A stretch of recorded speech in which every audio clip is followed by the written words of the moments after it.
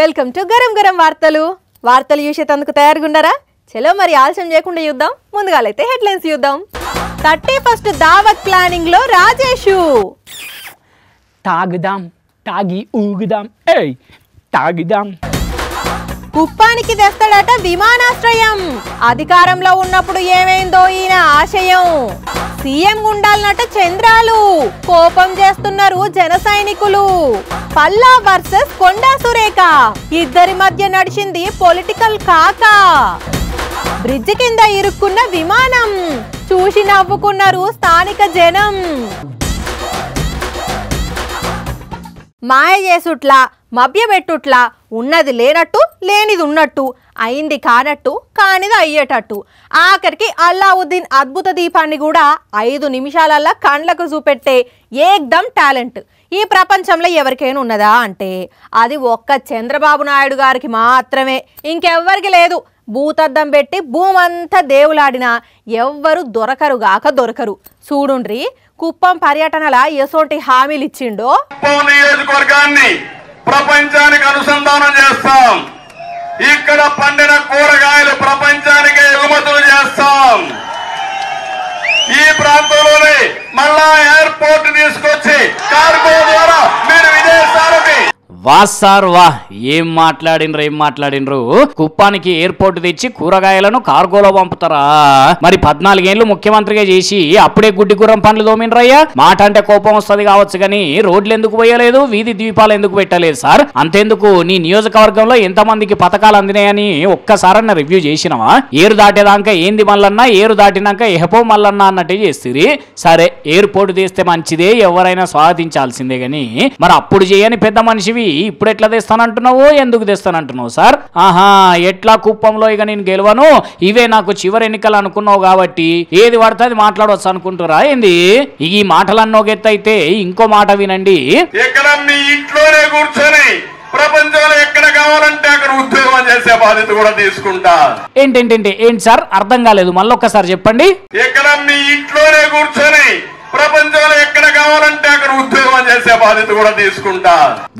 గప్పాలే ఇవి గప్పాలు కాకుంటే ఇంటిది. మరి ఆల్రెడీ కరోనా లాక్డౌన్ కాలం నుండి చాలా మంది ఇంటి దగ్గర నుండే పని చేయబట్టే అందులో కొత్తగా మీరు బాధ్యత తీసుకునేది ఏంది సారు? పుచ్చిపోయిన బాదం పప్పు కాకుంటే అన్నట్టు ఇంకో మాట వినండి.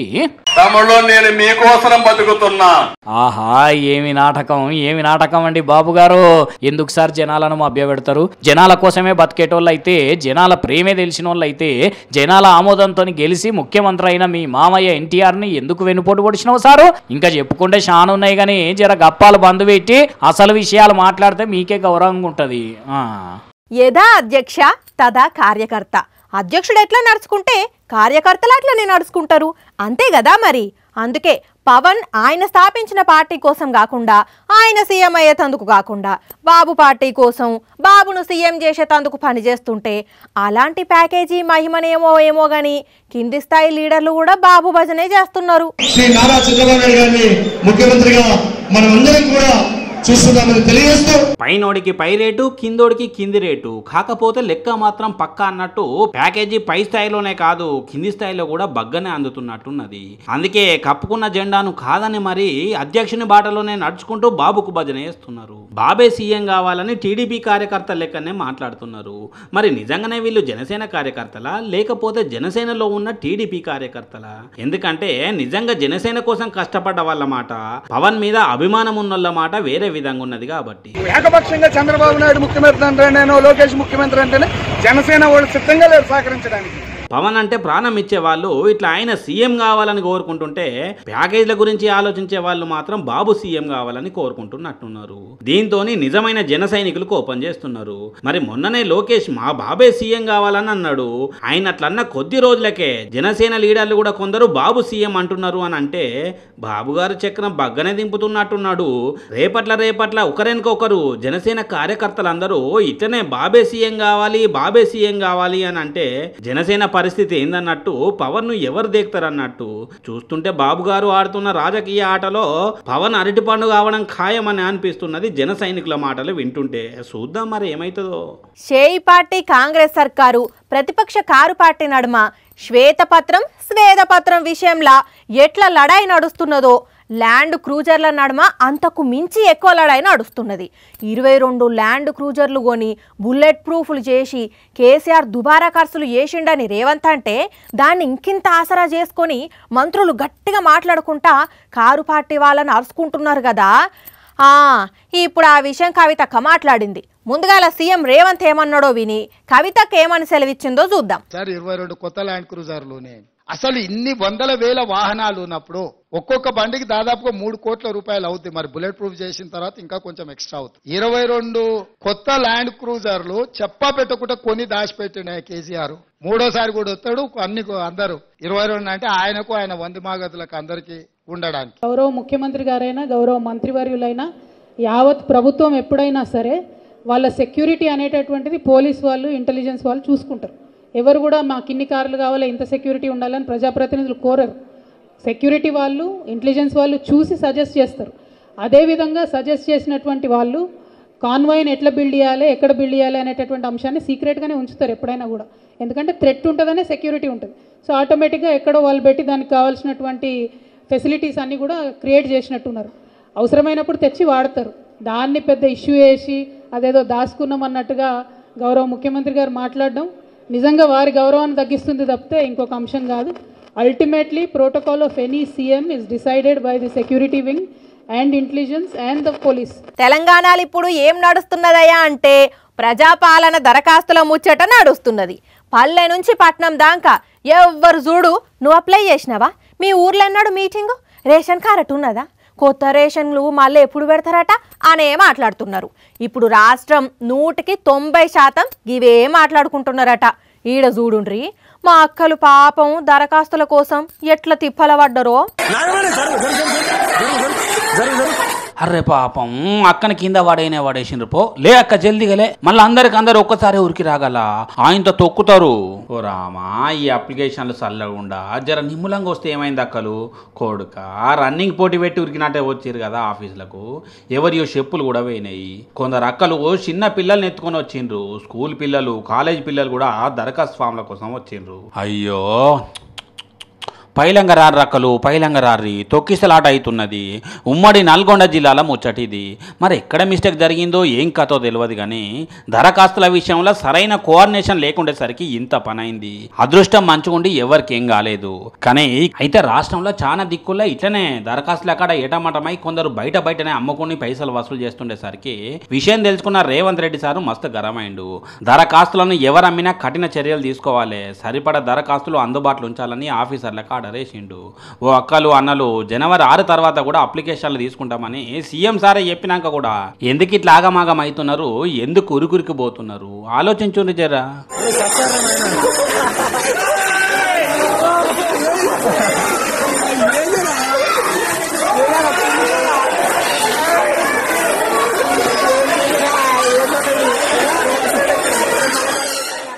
తెలంగాణలో ఓట్ల పండుగ అయిపోయినాక సీఎంగా రేవంత్ రెడ్డి ప్రమాణ స్వీకారం చేసినాక ఈ 20-25 రోజుల్లో ఫుల్ స్వింగులున్న నియోజకవర్గం, ట్రెండింగ్లున్న నియోజకవర్గం ఏందయ్యా అంటే అది జనగామ నియోజకవర్గమే. ఎమ్మెల్యే పల్లాసార్ అయితే ఎక్కడ తగ్గుతలేడు.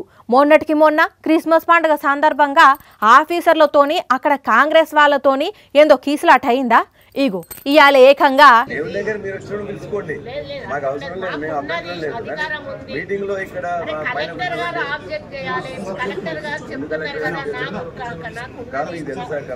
మంత్రి కొండా సురేఖ మేడం, ఎమ్మెల్యే పల్లాసారు అటు మేడం వినలేదు, ఇటు సారు తగ్గలేదు. ఇద్దరికిద్దరు వాదించుకున్నారు. ఎవరి పంతాలకు వాళ్ళు పోతే ఆఖరికి పల్లాసారే ఇక మీరే నడుపుకోండ్రి మీటింగ్ అని వెళ్లిపోయిండు. ఇంతకు పంచాదేంది అంటే సిద్దిపేట జిల్లా హరిత హోటల్లా కొమురవేలి మల్లన్న జాతరకు సంబంధించిన రివ్యూ మీటింగ్ జరిగితే స్టేజ్ మీదకి కాంగ్రెస్ లీడర్లను మంత్రి కొండా మేడం పిలిచింది. అంతే, ఓడిపోయిన వాళ్ళను స్టేజ్ మీదకి పిలుచుడేంది మేడం, దేవుని పండుగకు సంబంధించిన సమావేశం ఎంత సంబరంగా నిర్వహించాలే, ఈ కీసులాటలేంది అని ఎమ్మెల్యే గారు వెళ్లిపోతుంటే పోండని మేడం అన్నది.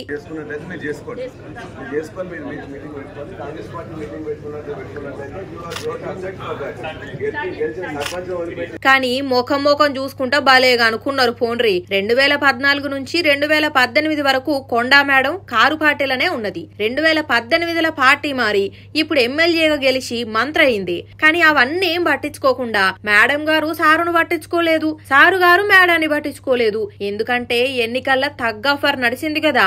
నెల రోజులకే జనగామ నియోజకవర్గంలో 2 పంచాయతీలైనాయంటే 5 ఏళ్లల్లా ఇంకెట్లుంటారో గాని చూడబోతుంటే ప్రతిపక్షం దగ్గుతలేదు, అటు అధికార పక్షం వాళ్ళు అసలే దగ్గుతలేరు. వాళ్ళు కామారెడ్డి జిల్లా సదాశివనగర్ మండలం లింగంపల్లి ఊరు రైతన్నలు. ఏడాదికో 2 ఏళ్లకోసారో పెట్టుబడికి అవసరం ఉంటే బ్యాంకులో లోన్ తీసుకుంటారు, మళ్ళా టయానికి కడతారు. అయితే ఈసారి కూడా అట్లనే లోన్ తీసుకుందామని బ్యాంకుకు పోతే బ్యాంకోళ్ళు భయపడే ముచ్చట చెప్పిండ్రు. అరే బ్యాంకుకు పోతే లోన్లు ఇయ్యాలే లేకుంటే లేదు గాని భయపడే ముచ్చట ఏంది అంటే వార్తలు చూద్దాం పాండ్రి అదేందో. ఇగో పట్టాదారు పాస్ పుస్తకాలు బ్యాంకు పాస్బుక్లు పట్టుకొని నిలబడ్డ వీళ్ళే ఇంతసేపు మనం చెప్పుకున్నా అన్నదాతలు. చెప్పే కాక అసలు విషయం ఏంది, ఏం జరిగింది? 30,000 నా ఖాతాలో 25,000 ఉండే, 50,000 కొత్త లోన్ పెట్టుకున్నా, పాత లోన్ కట్టేసి. అవి ఆయన మొత్తం నా ఖాతాలో 2,000 ఉండే, 3 పైసలు 2,000 మొత్తం గీక్కొచ్చుకున్నాం. మేమేం చేయాలము అని పట్టుకోమంటాం. విన్నారా? ఎవరో కిషన్ రావు అనేటాయన జిమ్మిక్కులు చేసి మరి బ్యాంకులతో ఏం మాట్లాడిండో, వీళ్ళ పాస్ పుస్తకాలు తీసుకొని దొంగతనంగా లోన్లు తీసుకొని లక్షల రూపాయలు కొట్టేసిండట. దగ్గర 20 లక్షలు మాయం చేసిండని లెక్కలోకి వస్తున్నదట. మేము తీసుకోలేదు సారు, ఈ సంవత్సరం బ్యాంకుకు వచ్చుడు ఇదే ఫస్ట్ అని వీళ్ళంటే, మీరు తీసుకోకుండా ఇంకేవాళ్ళు తీసుకుంటారు అని బ్యాంకు వాళ్ళు వీళ్ళనే గదమాయిస్తున్నారట. మీ పేరు మీదనే ఉన్నాయి కాబట్టి మీరే కట్టాలని అంటున్నారట. లోన్ కట్టదని నాకు పరిస్థితులు లేని, నేను చిన్నగా ఉన్న పిల్లలు గంతగా లోన్ కట్టాలంటే నాతో కాదు సారు, నా పిల్లలు చిన్నగా ఉన్న నమ్మకం లేడు అట్లా. పాపం అక్క చూడండి ఎట్లా బాధపడుతున్నదో. మరి కిషన్ రావేవలో ఏం కథనో తెలియదు కానీ వారి రైతుల సొమ్ము కొట్టేసుడు పద్ధతేనా? మరి చిన్న లోన్లకే 100 కండిషన్లు పెట్టి బ్యాంకు వాళ్ళు రైతులను చూడకుండా అంత అడ్డగోలుగా సంతకాలు పెట్టి ఎట్లా లోన్లు ఇచ్చిండ్రో ఏం కథనో తెలియదు కానీ పాపం రైతన్నలను చూస్తేనే బాధ అవుతున్నది. ఓ పోలీస్ సార్లు నిజామాబాద్ జిల్లా ఎమ్మెల్యేలు రైతులను మోసం చేసిన గోషిగానికి తగిన విధంగా బుద్ధి చెప్తేనే ఇంకోసారి చేయడు, వేరేటోళ్ళు చేయాలన్నా భయపడతారు. జరా సంగతి చూడండి రయ్యా, మీకు పుణ్యం ఉంటది. కానీ బస్సులు, లారీలు, డీసీఎంలు రోడ్డు మీద పోతున్నప్పుడు అప్పుడప్పుడు చిన్న వంతెనల కింద ఇరుక్కపోతాయి. ఆ రూట్ల వంతెన కిందుకుంటుందని తెలియని డ్రైవరు అటు కొత్తగా పోతే ఇసొంటివే జరుగుతాయి. చాలా మట్టుకు ఈ మధ్య జరిగినాయి, చూసినాం కదా. కానీ అదే వంతెన కింద ఎప్పుడన్నా విమానం ఇరుక్కపోతే చూసిండ్రా? ఓ అమ్మ, విమానాలు గాల్లే గుర్తే వంతెనల కింద ఎట్లా ఇరుక్కపోతాయి అంటే నిజమేనుల్లా, మీరే చూడుండ్రి. ఇరుక్కుపో హత్తుకొని దీరా దీరా అన్నట్టే ఎట్లా బ్రిడ్జ్ కింద ఇరుక్కపోయిందో చూడుర్రి విమానం. అయినా విమానాలు గాలి పోవాలి కానీ ట్రాలి మీద పోవుడు ఏంది అని అంటే, ముంబైలో ఓ వ్యాపారి ఈ పాత విమానాన్ని కొన్నాడట. మరి ఇది పాతది కాబట్టి ఎగరదాయే, అందుకే దాన్ని అస్సోం తీసుకుపోవడానికి ట్రక్కు మీద ఇట్లా ఎక్కిస్తే రోడ్డు పొన్న పోయే కాడికి మంచిగానే పోయింది. ఇక నడిమిట్ల ఈ బ్రిడ్జ్ వచ్చేసరికి కొంత డ్రైవర్కి అనుమానం వచ్చిందట. కానీ ఇంతలోనే ఆడున్నోళ్ళు పోనీ పోతుంది అనేసరికి మెల్లగా ఓనిస్తుంటే చివరికి వచ్చేసరికి ఇరుకనే ఇరికింది. ముందుకు పోవస్తలేదు, వెనుకకు రావస్తలేదు. దీంతోనే మస్తు ట్రాఫిక్ జామ్ అయింది.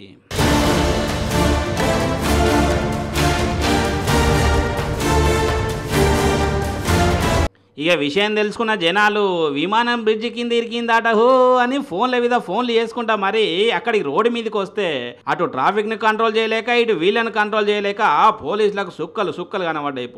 ఆఖరికి అటు ఇటు చేసి మళ్ళా హైవే ఎక్కించిండ్రట. కానీ విమానం ట్రక్ ఎక్కడో ఎత్తు అయితే బ్రిడ్జ్ కింద ఇరుకుడు ఇంకో ఎత్తు పోర్రి గమ్మది. కాకపోతే అయినా అప్పుడప్పుడు అట్లా జరుగుతుంటాయి వింతలు, చూసి ఆనందించాల్సిందే. ఈ మోతబరి రాజేష్ ఎక్కడ తిరుగుతున్నాడో కదా, పొద్దటి నుండి ఫోన్ లేపుతలేడు. తాగుదాం తాగి ఊగుదాం, తాగుదాం తాగి ఊగుదాం, ఓ తాగుదాం తాగి ఊగుదాం, యో. ఓహో, ఏందయ్యో రాజేషు, పూల చొక్కా వేసినావు, టిప్ టాప్ గా టోపీ పెట్టినావు, ఏంది కథ? అరే 31st అంటే ఎట్లుంటది, మళ్ళా మినిమం ఫుల్ ఉంటది, అదే జోషు, అందుకే పోతున్నావా? అంటే పట్నంలో ఉంటలేవా? బ్యాడ్ గా భాగ్యనగర్లో ఉంటాం అనుకున్నావా? మనం గ్రాండ్ గా గోవా ప్లాన్ చేసినాం, అక్కడికే పోతున్నా ఇప్పుడు. గోవా నువ్వు ఇప్పుడు బయలుదేరుతున్నావు? అరే అట్లా అంటావు ఏంది అంజలి, కొంచెం నువ్వు ఆగుతావా? మా వాళ్ళకి ఫోన్ కొట్టుకోవాలి నేను. హలో, అరే మామ ఎక్కడ కలుద్దాం రా? అరే కన్నగన్నానా కారు ఇయ్యనని లొల్లి పెడుతున్నాడు అట్రా, ట్రిప్ క్యాన్సిల్ అయింది. క్యాన్సిలా? అరే అట్లా అనకురా, కావాలంటే బస్సులో పోదాం రా. బస్సులో పోతే పోయేసరికి జనవరి 1 అవుతుందిరా. అయితే ట్రైన్లో పోదాం, ట్రైన్లో టికెట్లు దొరకాయి ఇప్పుడు. అరే ఎంత అయితే అంత అయింది, ఫ్లైట్లో పోదాం రా, ఫ్లైట్కి పైసలు మీ ఫాదర్ ఇస్తారా? పోరా, దావత్ క్యాన్సిల్ అంతే. గోవా పోవాలంటే గాశారంలో గట్టిగా రాసి ఉండాలి, ఉత్తగానే అవుతుంది అనుకుంటున్నావా? ఎంతమంది ప్లాన్ చేసి ఫెయిల్ అవుతారు తెలుసా? ఎక్కువ సంబరపడకు, ఒకటి పోతే మనకు బొచ్చడు ఆప్షన్స్ ఉంటాయి. రిసార్ట్కి పోతా, ఫుల్గా పోస్తా, 2 రోజులు నీకు కనిపించకుండా పోతా చూడు. అబ్బో హలో అన్నా, ఏబిసి రిసార్టా అన్నా? ఇగో వస్తున్నామా, నా కాటేజ్ బుక్ చేయవా అన్న అర్జెంటుగా? లేవు అన్నా అన్నా అన్నా హలో, అరే అట్లా కాదన్నా, హలో హలో హలో హలో అన్నా, ఇట్లా పెట్టేసింది. కాటేజు క్యాబేజు ఏం కాదు. నువ్వు ఉండు, పబ్బుకు పోయి గబ్బు చేస్తా కావాలంటే. చూస్తాను, ఇప్పుడే ఫోన్ చేస్తా. హలో అన్నా, ఒక స్టాగ్ ఎంట్రీ కావాలన్నా. 10,000 అవుతుంది అన్నది. మందు పార్టీ టికెట్ అనుకుంటున్నావా, రాజకీయ పార్టీ టికెట్ అనుకుంటున్నావు అన్నా? అంత చెప్తున్నావు. పెట్టవా, మాకు మస్తు పని ఉన్నది ఇక్కడ. నువ్వు నవ్వకు, నరాలు కట్ అవుతున్నాయి ఇక్కడ.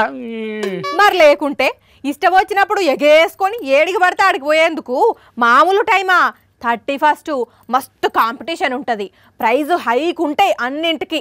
ఆఖరి నిమిషం ప్లాన్ చేస్తే వర్కౌట్ కావమ్మా, పోయి వార్తలు దేపో. ఒక్క నిమిషం ఆగు, నాకు ఫోన్ వస్తుంది. హలో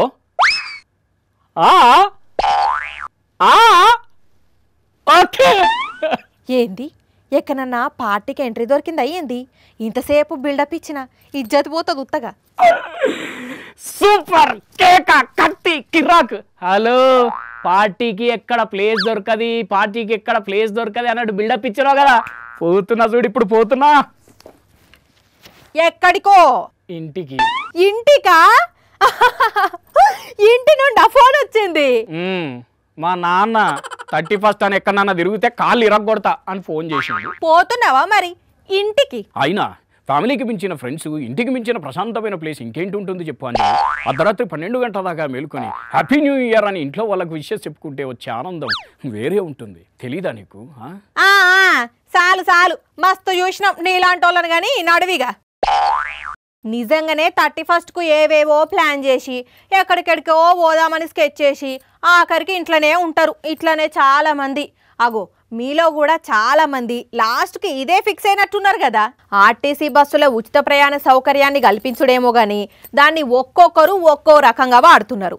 సోషల్ మీడియాలోనే మనం చూస్తున్నాం కదా.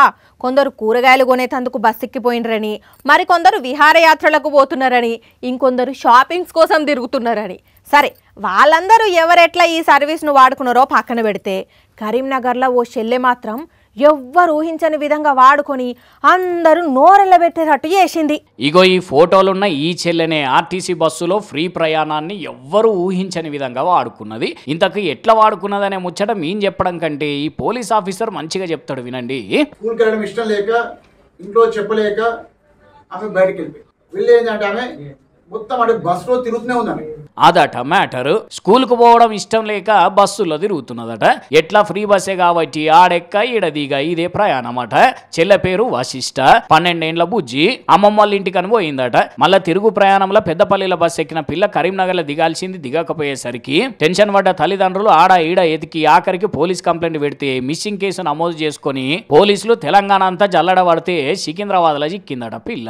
ఏంద్రా బుజ్జి ఈడెందుకున్నావు, అసలు ఎందుకు వచ్చిన వీడికి అని అడిగితే, ఇంటికి పోతే మళ్ళీ నన్ను స్కూల్కు పంపిస్తారు, అందుకే నేను ఫ్రీ బస్సులో తిరుగుతున్నా అని చెప్పిందట. చూడండి ఇక పిల్లగాళ్ళు ఎట్లా తయారవుతున్నారో ఇవాళ రేపు. కష్టపడి ఫీజులు కట్టుకుంటా చదివిచ్చి మంచి చదువులు చదువుకుంటే రేపట్ల అలా భవిష్యత్తు బాగుంటుందని తల్లిదండ్రులు అనుకుంటా అంటే పిల్లగాళ్ళు ఏమో ఇట్లా చేయబట్టే. ఓ పిల్లలు, మజాకులా కూడా ఇట్లాంటి పనులు చేయొద్దురా మీరు. పొరపాటున జరగరాంది ఏమన్నా జరిగితే తల్లిదండ్రి జీవితం ఎలా బాధపడతారు. ఎవ్వరు కూడా అట్లా చేయకండి మళ్ళా, సరేనా? అన్నట్టు పేరెంట్స్ మీరు కూడా జర పిల్లగాండ్లను అంటే చదువు అని ఒత్తిడి చేయకుండ్రి బాగా. బాల్యం అంటే అన్ని తీర్లు ఉండాలి, చదువు ఒక్కటే కాదు కదా. ఏమంటారు? ఇక ఇవి మరి ఇయాల్టి గరం వార్తలు. మళ్ళా రేపు ఇదే టైంకి మీ ముందుకు వస్తా. అప్పటి వరకు చూస్తూనే ఉండండి సాక్షి టీవీ. యాదుకున్నది కదా మన టైం, రాత్రి 8:30కి, మళ్ళీ పొద్దున 8:30కి. ఉంటాం మరి.